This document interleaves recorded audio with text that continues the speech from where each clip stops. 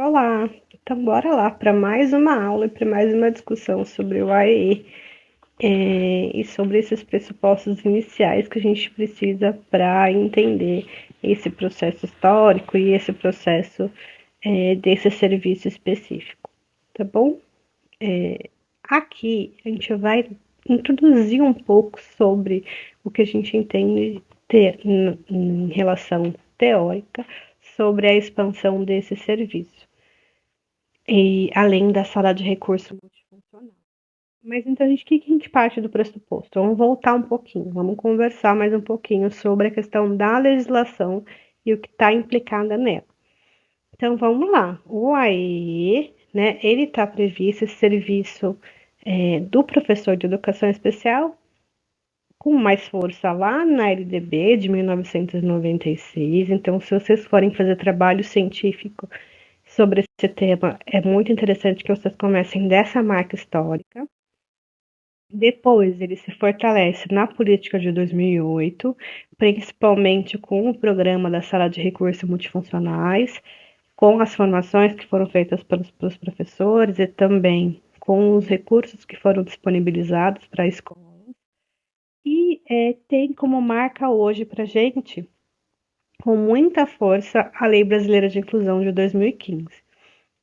Então, a gente completa ano que vem 10 anos da LBI, mas ele é um documento que a gente vai voltar aqui, né? Vão ter questões específicas sobre ele nas avaliações, e a gente vai voltar nele porque é o documento que tem tanto mais força por ser um documento que veio do movimento social e junto com pesquisadores a gente vai lá e fortalece, quanto quem for prestar concurso na área de educação especial é o documento que mais cai, né, nos concursos. Então, a gente vai sair com ele dessa especialização, com ele, não digo na ponta da língua, que nem a gente que é pesquisador da área tem na ponta da língua, mas com um entendimento do que tem nesse documento relacionado especificamente à educação. O que a gente traz como marca em todos esses documentos? A força da palavra professor, né? Professores aparecem em todos eles. Por quê? A gente tem vivenciado, né, um processo de barateamento de atuação na área de educação especial de profissionais com outras formações ou sem formações entrando aí no espaço das escolas e alguns perpassando por atividades do ensino. Então, um deles que tem entrado nas escolas com força é o profissional de apoio cuidador. O que a gente tem percebido? Que muitas prefeituras, principalmente, têm contratado estagiários e profissionais de apoio para entrar em sala de aula para dar suporte para os estudantes com deficiência. Numa qual tutela, a gente vai falar sobre isso também mais para frente, a gente vai voltar nesse assunto aqui mais algumas vezes. Mas o que eu quero trazer aqui? Que nessa entrada de sala em sala de aula, esse profissional, ele não tem a responsabilidade pelo ensino. Isso mesmo antes da LBI, na nota técnica que vem falar desse profissional, lá em 2010 já fala que não pode se responsabilizar pelo ensino.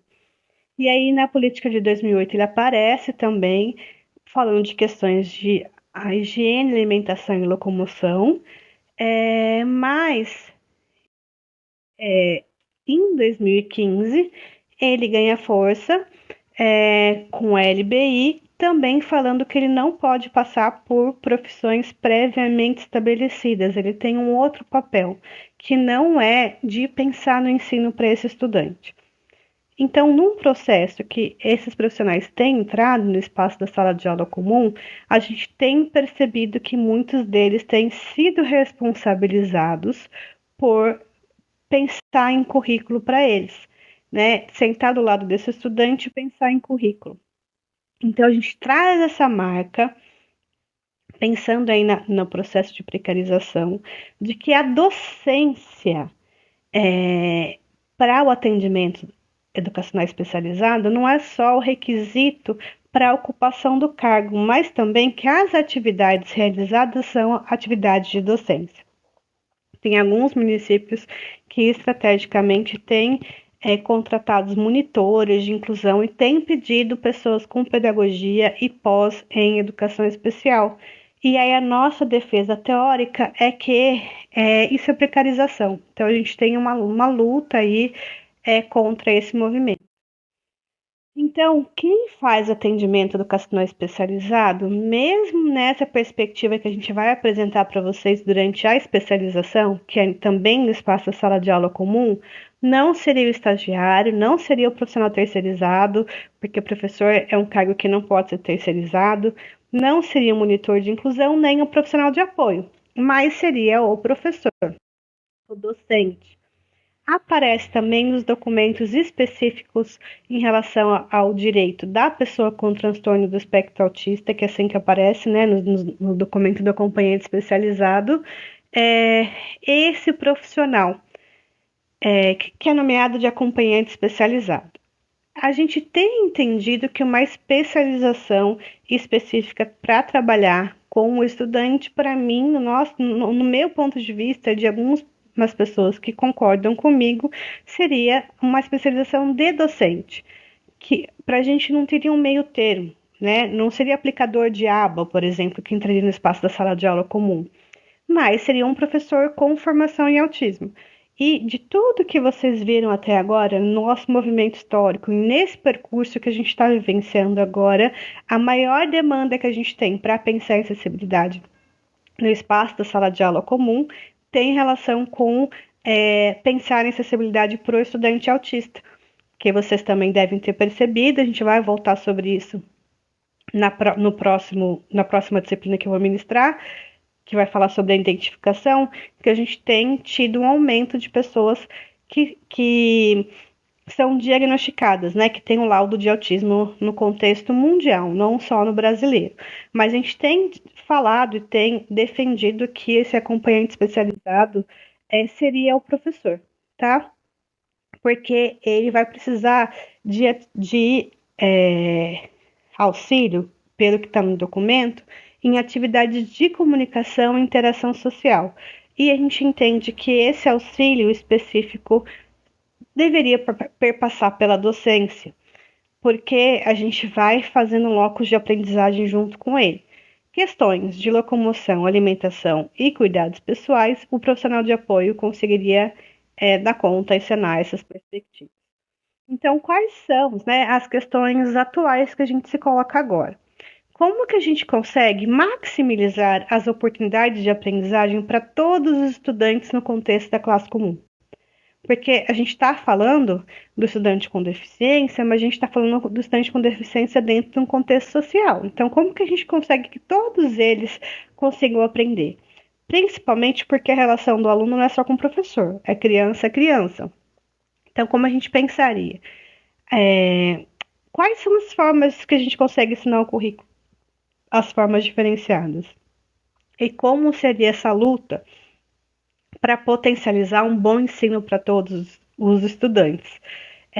Nós defendemos sim a sala de recurso multifuncional, a gente entende que ela tem um papel, mas entramos aí na luta teórica pela ampliação do serviço para que a colaboração não aconteça só fora do espaço da sala no contraturno, mas que também exista a entrada do professor de educação especial para dentro da sala de aula comum. Então, a gente entende que a sala de recurso não poderia ser um serviço de tamanho único, pensando nas diferenças de espaço, nas diferenças de níveis de ensino, e entra aí na perspectiva do ensino colaborativo, que seria a parceria entre o professor de educação especial, que atuaria no AEE, dentro de sala comum, para pensar nos desafios de ensino para os estudantes público-alvo da educação especial ou público da educação especial, como a gente está dizendo agora. Pensando então que os estudantes eles são mais semelhantes do que os diferentes e que existem sim formas diferenciadas de a gente trabalhar.